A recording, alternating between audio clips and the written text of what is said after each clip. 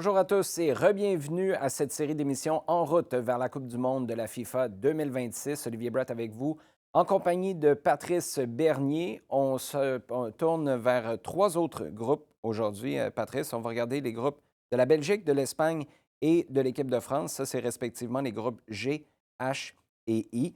On va commencer par le groupe de la Belgique qui est dans un tournant de son histoire qu'on a longtemps dit doré. Ça ne s'est pas matérialisé par des trophées. Par contre, la Belgique qui se retrouve avec une Égypte qui revient à la Coupe du monde pour la première fois depuis 2018. C'était une Coupe du monde où on avait été privé de Mo Salah en grande forme, lui qui était blessé. L'Iran et la Nouvelle-Zélande complètent le groupe. Je pense qu'on va s'entendre pour dire que la Belgique est de loin favorite pour terminer première de ce groupe-là. Pour l'Iran, on n'est jamais sorti de la phase de groupe. Même chose pour la Nouvelle-Zélande qui va participer à une première Coupe du monde en 16 ans. Est-ce que c'est un autre cas de figure où c'est une bataille à finir pour la deuxième place? Est-ce que c'est trop réducteur pour l'Égypte, l'Iran et la Nouvelle-Zélande? Sachant qu'on place la Belgique, peut-être que quand on a parlé à Laurent, il a dit justement le meilleur moment, c'est la Belgique a fait des super tournois quand on s'entendait le moins d'elle. On dirait que ça semble l'adage de quand tu es trop favori ou trop Mhm. posé, ben, tu n'arrives jamais au sommet de ton potentiel. Fait que peut-être que l'Égypte peut regarder et dire avec un Mo Salah qui arrive en pleine forme puis qui est beaucoup plus qui est âgé, qui a de l'expérience, peut-être et avoir vécu la Ligue des champions, puis sans que c'est peut-être ses derniers moments, je ne vais pas Mhm. dire avec l'équipe d'Égypte, mais à la Coupe du monde. Ils peuvent jouer, trouble le fait. Tu sais, que je place la Belgique, mais tu sais, peut-être les Belges vont pas aimer ça, mais moi, comme je ne les place pas vraiment un gap. C'est parce que la Belgique est la Belgique Mhm. et qu'elle vient d'une génération dorée. Elle est Doku de ce monde, qu'on sait qu'ils sont capables de faire Ouais. des gars, puis qui, lui, prend sa place là, de plus en plus. Mais je dirais, je suis pas donné. Tu sais, rappelons-nous, Canada-Belgique, Belgique n'a pas fait comme Ah ouais, on a survolé le Canada, puis ça a juste donné un éveil pour savoir faire le tournoi. Donc, moi, je vois que oui, l'Égypte pourrait être deuxième, mais que c'est pas c'est un donné de favoritisme pour la Belgique. Ça sera pas facile. Pour l'Égypte, c'est l'opportunité d'une vie de finalement sortir de la phase de groupe, chose qui n'a jamais été Oui, faite. tu sais, on l'a mentionné en ondes lorsqu'on a parlé, l'Égypte, c'est le pays dans son continent qui est le plus titré. Mais c'est celle qui, de toutes les autres qui ont été titrées, qui a été le moins souvent à la Coupe du monde. Pourtant, avec des joueurs, ils ont eu Mido dans les années, des joueurs exceptionnels qui ont Mo Salah maintenant. Et là, c'est une opportunité dans cette Coupe du monde-là de savoir, on l'a dit, c'est 48 pays, mais 32 passes. Je peux faire partie des trois. Et en même temps, peut-être mieux te placer pour arriver à 32, 16e de finale et aller peut-être en 8e de finale et pourquoi pas au quart de finale avec le type d'équipe qu'ils ont puis la confiance qu'ils ont et un joueur qui peut les galvaniser comme un Haaland Mhm. pour la Norvège, ben, un Mo Salah pour l'Égypte peut leur permettre de dire c'est notre opportunité de laisser un vrai leg du foot égyptien à la Coupe du Monde. Tu parlais du nombre de présences à la Coupe du monde. C'est une quatrième pour l'Égypte, septième pour l'Iran, troisième pour la Nouvelle-Zélande et 15e pour la Belgique, qui est dirigée par Rudy Garcia. Il y avait beaucoup de bruit entourant Roberto Martinez. Il y a Thierry Henry qui était son adjoint. Ça a beaucoup fait jaser en France, évidemment. En fait, tout ce que Thierry Henry touche, ça fait beaucoup jaser. Mais il y avait ce bruit autour de l'équipe. J'ai l'impression qu'il y en aura beaucoup moins. Hmm. En Belgique, ça va en jaser autant, mais à l'extérieur, je pense qu'il y aura moins d'attention. À quel point ça facilite le travail du coach dans les circonstances? Oui, parce que là, il n'a pas la conversation envers eux, c'est pas comme qu'est-ce que tu fais quand tu as Eden Hazard, Kevin De Bruyne, Lukaku, en arrière, tu avais les défenseurs qu'ils ont, ils avaient des milieux de terrain. Là, c'est comme leur narratif est plus. Parce qu'ils étaient, écoute, ils étaient le numéro un au monde là, un Mhm. certain temps. Là. Donc, le narratif, c'était comme le Brésil, l'Espagne. Tu n'as jamais gagné la Coupe du Monde, mais on te place, un Ah peu ouais. comme les Pays-Bas, on te place à cause de ton talent. Là, maintenant, la conversation, c'est comme, bon, on a un bon groupe. On a des bons joueurs qui jouent ailleurs. On a moins d'attente. On ne s'attend pas à ce que la Belgique, personne ne parle de la Belgique dans le carré d'as. Mhm. Et donc, son travail, puis oui, en même temps, tu n'as pas un Thierry Henry qui est dans le star, qui fait que là, les yeux sont rivés sur toi. Qu'est-ce qu'il apporte? va être différent. Est-ce que c'est lui le prochain coach? Il y a beaucoup de choses que là, c'est maintenant, on est plus serein et on peut mieux travailler. Fait que peut-être qu'ils vont se surprendre. Bien, surprendre. Ils vont peut-être mieux faire que par le passé parce qu'il y a moins d'attentes et moins les braqueurs, les caméras du monde sur la Belgique.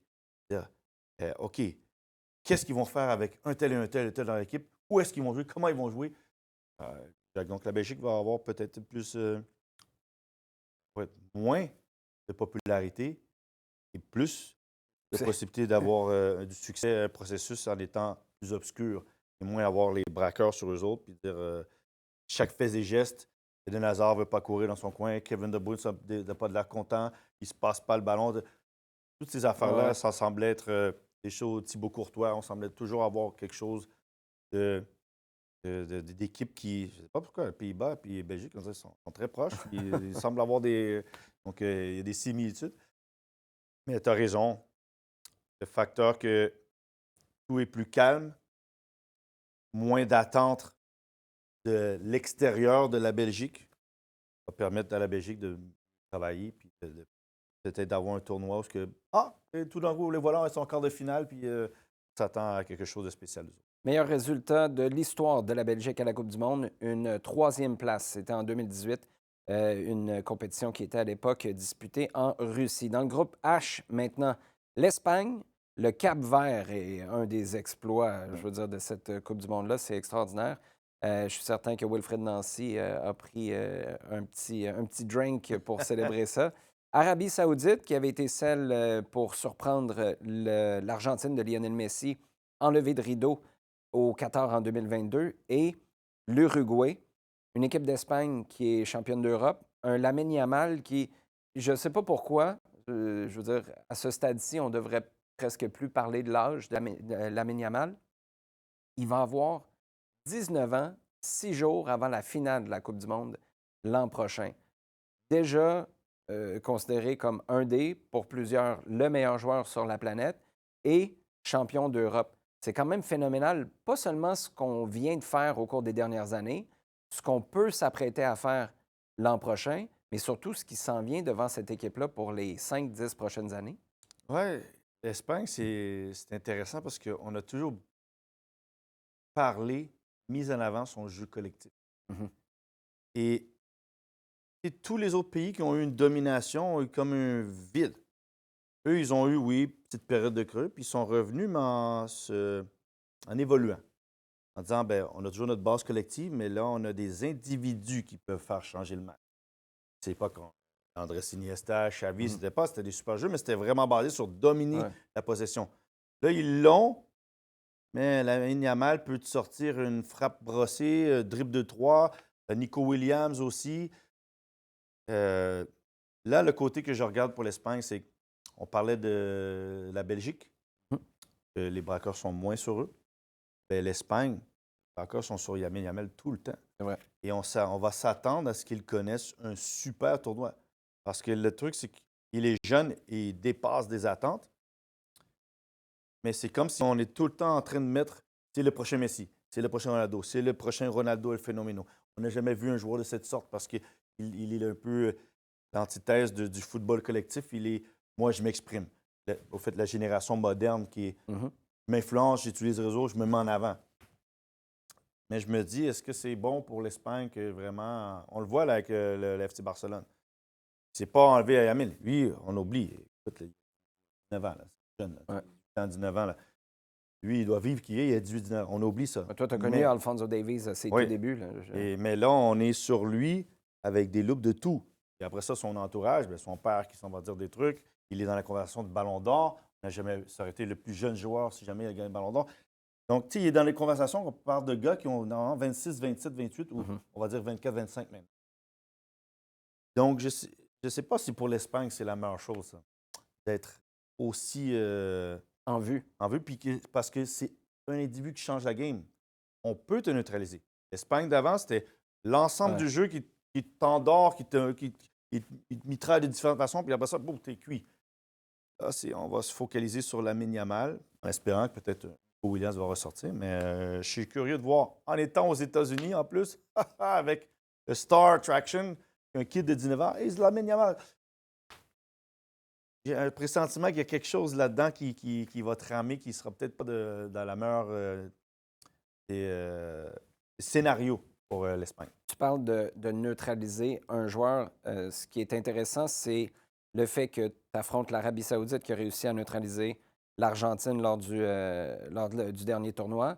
Bon, le Cap-Vert, c'est une toute première expérience à la compétition, donc ce serait intéressant de voir comment ils vont se présenter. Ce sera certainement une équipe qui va être plus conservatrice. Son premier match est contre l'Espagne. Je pense qu'on peut mettre un petit 2 que le plan du Cap-Vert, ce ne sera pas pressing à tout vent puis possession. Sélection de maillot, les autres, on joue un bon Ouais, match. c'est ça. Tu vas plus vouloir posséder le maillot de Lamine Yamal que le ballon pendant le match.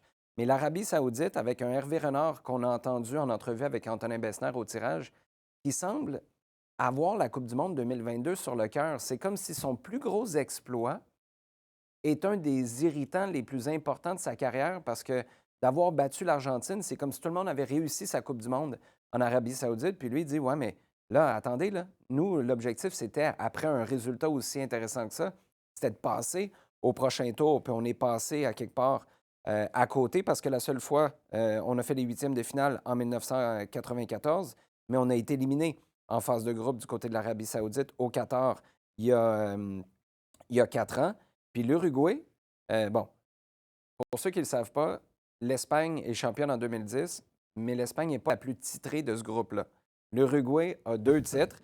Bon, ça date un peu, 1930-1950, mais c'est une équipe qui est ultra rugueuse, qui va t'amener dans une bataille de tranchées. Tu n'as rien de donné face à une équipe de l'Uruguay, même si tu as toute la qualité et un joueur d'exception comme Lamine Yamal. L'Uruguay, c'est des street fighters. Je vais te donner ce terme, c'est pas pour dénigrer, c'est juste. Il n'y en a plus beaucoup dans le soccer moderne qui gardent cette identité-là. Ah, c'est vraiment. Puis en plus, ils ont un coach, Marcel Bielsa, qui est, Ah oui. qui est dans le travail, l'intensité, l'agressivité. Fait que leur ADN et le coach correspondent. Fait que tu sais, c'est le genre de match que tu dis, OK, on revient à la Yamal, ouais, tu vas en dribbler un. Mais le deuxième, il va venir te reprendre. Là. Le troisième aussi. Ils vont t'accrocher des résultats. Ils vont te rendre ça un match déplaisant. Ouais. Trouver la façon de gagner. Luis Suarez 2010. La main, en penalty, on finit par passer. Donc, puis c'est vrai, tu l'as dit, on oublie l'Uruguay. Ils ont quand même 2 coupes. Le monde oublie, mais c'est parce qu'ils ont pas les cadors de luxe de l'Argentine et du Brésil d'avoir des joueurs qui ressortent tout le temps. Des Suarez de ce monde n'arrivent pas tout le temps. Des Diego Forlan n'a pas une tonne. Ah, puis il y a les différences de population aussi. Oui, mais ils ont quand même, dans l'historique du soccer, une place. Et donc, dans ce groupe-là, ça ne sera pas joué. Moi, l'Espagne est favorite. Et c'est bien. Puis quand je parle de. Je parle pas de l'Espagne. Ah ouais, ils vont finir deuxième, troisième. Puis je parle plus pour le long terme dans le tournoi. Mais l'Uruguay et l'Arabie Saoudite, tu l'as mentionné. Hervé Renard l'a vu, il parlait, puis il dit non, les standards, c'est la prochaine étape. Et d'arriver à la prochaine ronde.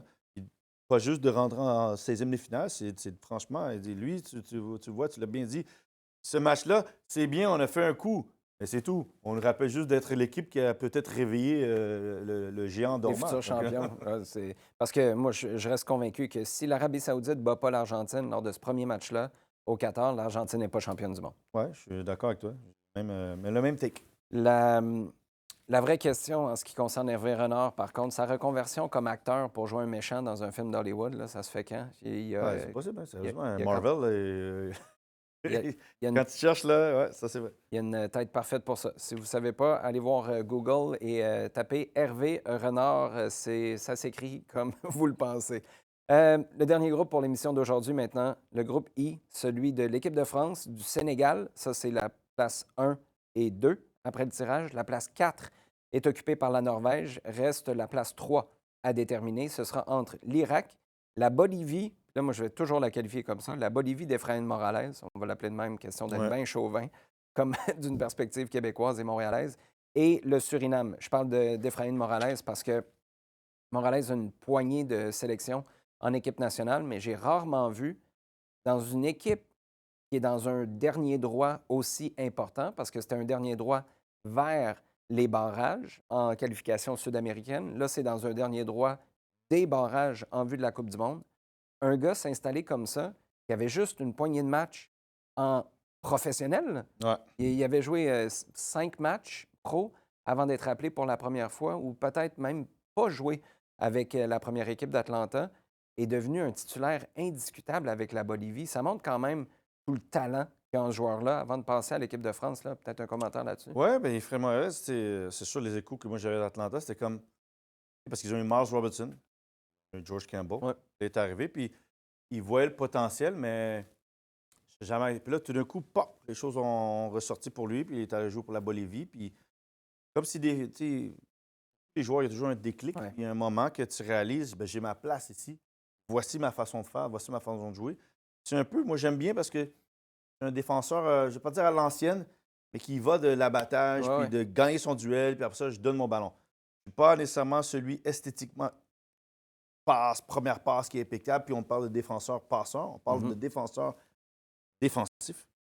Et fait que oui, ce serait intéressant que si la Bolivie passe et puis que ben là, écoute, en l'espace de comme 1 an et quelques, tu passes de quasi professionnel à maintenant tu joues en MLS, puis tu es, en Bolivie, puis tu vas jouer contre certains des meilleurs et peut-être le meilleur attaquant au monde présentement. Ça s'appelle faire une Ismaël Koné, qui avait vécu la même chose en 2022, n'avait pas joué une minute pro en début d'année, avant le début de l'année 2022, puis se ramasse à la Coupe du Monde à la fin de l'année. Dans la catégorie Ta vie vient de changer, mon ami, difficile de trouver mieux. Tu le soulignais, Erling Haaland et la Norvège sont dans ce groupe-là. Pour la France, ça va commencer avec une rencontre face au Sénégal, question de ressasser des mauvais ou des bons souvenirs. Ça dépend, tu étais de quel côté de la clôture en 2002. 2002, c'est la meilleure performance du Sénégal dans son histoire, a atteint les quarts de finale. Les Français, eux, sont 2 fois champions du monde. Je posais la question à Laurent, je pense, lors du tirage. Je te la pose à toi. C'est une équipe qui affronte la France et la Norvège. Laquelle te fait plus peur? Il y a plus de C'est qualité sûr, du côté des c'est sûr, Français. la France a beaucoup plus de qualité parce que, tu sais, Dembélé, Mbappé, puis après ça, il faut désirer rentrer au lycée. Ah non, non, Tous les jeunes c'est à tous les l'infini. jeunes qui sont mariés. La France, c'est comme le Brésil. C'est juste pas le panache du Brésil, Ah ouais. par exemple. Mais Erling Haaland, personne n'a trouvé, j'ai pas encore vu personne qui dit qu'il est capable de le stopper. Tu sais, puis stopper, ça ne veut pas dire qu'il a d'arrêter de marquer. Tu sais, c'est juste, il a des chances. Ah ouais. Et donc, quand tu regardes ça, déjà là, ce point fort-là, c'est l'équivalent d'Mbappé. Les gars qui peuvent te marquer un but dans De un nulle match, part. c'est at will. Mbappé a peut-être cette palette où ce que lui peut se créer son but un peu plus que Erling Haaland. Il revient qu'après ça, quand tu penses, Martin Odegaard, c'est pas n'importe qui. Là. On parle beaucoup d'Erling Haaland. Martin Odegaard, c'est lui la pièce maîtresse d'Arsenal. Quand il n'est pas là à Arsenal, ça paraît. Et donc là, ben, la Norvège, ils ont 2 éléments offensifs. Il y en a d'autres là, que vous connaissez moins, mais les 2 gros, c'est que, ouais, la France a sur papier la meilleure équipe. Et la Hollande sont 11. Ils peuvent aller, comme on dit, le terme mano à mano avec la France. Tu veux jouer un match ouvert? Moi, donne l'espace à Erling Haaland. Tu m'as dit que tes gars en arrière, ils vont avoir de la misère à voir le suivre. Donc, parce qu'il se dit, oui, je sais qu'Mbappé va me donner de la misère. Mais dans l'autre sens, à l'autre extrémité, le gars, il est capable d'être très, très dangereux et sur phase arrêtée en plus. Ce que je trouve intéressant, moi, là-dedans, puis la raison pour laquelle je pose la question, c'est que il y a cette idée-là que tu peux peut-être te préparer à affronter l'équipe de France. Tu peux essayer de doubler, de tripler Kylian Mbappé. Physiquement, c'est à se demander si à 3, tu es capable de retenir Erling Haaland. Et tu as raison avec Odegaard, mais tu as comme un extraterrestre là-dedans. C'est pour des raisons complètement différentes, mais au même niveau des questions que quelqu'un se pose quand tu affrontes Cristiano Ronaldo, quand tu affrontes Lionel Messi. Mbappé est ça, mais part de plus loin, fait plus partie du jeu, donc tu as peut-être moins tendance à l'oublier, même si des fois ses appels peuvent être extraordinaires. C'est ça, j'ai l'impression que toute l'équipe ne dormira pas quand ça va être le temps de te préparer contre l'équipe de France. Tu en as 3-4 qui ne dorment pas, c'est principalement les défenseurs puis le gardien. Ils ne dormiront pas quand tu vas affronter la Norvège parce que tu te dis, on va faire comment? Face à un gars qui a marqué 16 buts en 8 matchs de qualif. Tu sais, c'est quand même avec la Norvège, là, c'est pas... C'est monstre, ce gars-là. Puis C'est comme tu espères qu'il ne soit pas sur un bon jour. Et parce que tu 7 sais mois que de préparer en espérant que le gars ouais, se lève du c'est mauvais comme pied. la Norvège peut probablement dire. Là, après ça, il faut quand même donner à Didier Deschamps. Parce qu'il arrive en tournoi, il Exceptionnel. trouve les gars, il faut défendre, c'est efficacité, pragmatisme. Mhm. Puis on a les gars qui peuvent faire la différence.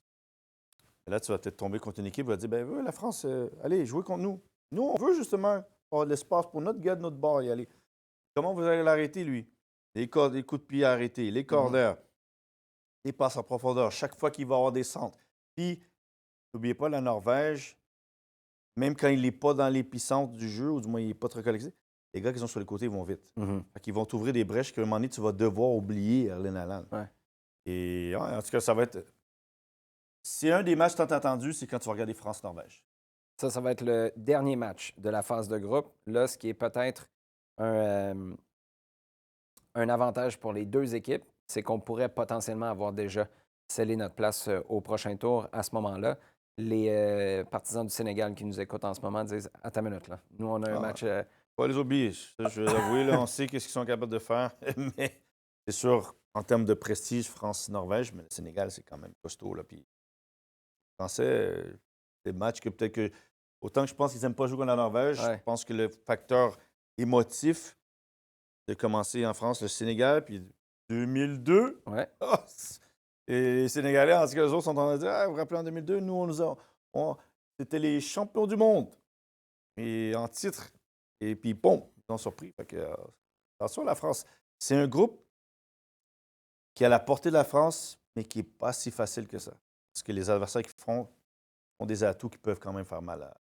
Cette fois-ci, c'est face aux finalistes battus par l'Argentine et vainqueurs en 2022 et vainqueurs en 2018 que le Sénégal va se mesurer en levée de rideau l'an prochain à cette Coupe du Monde. Il nous reste une dernière émission à vous présenter.